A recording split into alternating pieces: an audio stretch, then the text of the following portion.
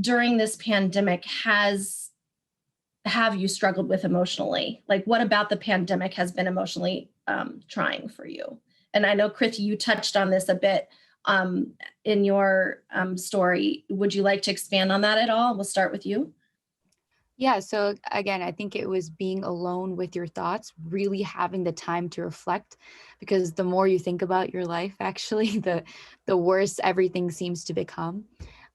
So I think really having that time to reflect and realizing that during all the go of your regular life, that there are some underlying issues that you need to work through.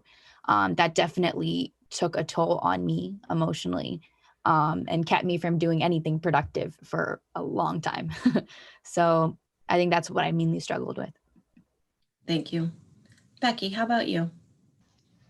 So I know everyone had their own struggles with the pandemic, and mine was, so the day I got out of the hospital, the next day I got an email from my school saying we all had to move out and everything was going virtual. So I had this really weird sense of like, one day I'm feeling super excited about starting my new life and in the new world back out there. I'm gonna grab it by the horns and just go for it. And then the pandemic happened. So I've had this kind of sense of I haven't really been able to reach my full extent of what I want to do or who I want to be because of the limitations from the pandemic. And it's just been a little frustrating, but you just have to, I've been just trying to stay positive and make the best of it that I can. Connor, how about for you? Yeah, well, first of all, let me just say thank you to Becky and to Krithi. Becky, your vulnerability and honesty is anything but weak.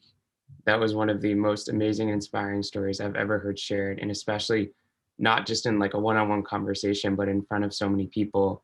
Your ability to do that is incredibly admirable. And Krithi, likewise, I am just blown away and inspired by you and your strength in sharing this. Sexuality and my identity was something that I've never felt comfortable talking about until recently. And the way in which you opened up a conversation and invited others in, invited students to have that conversation with you is incredibly inspiring. So thank you.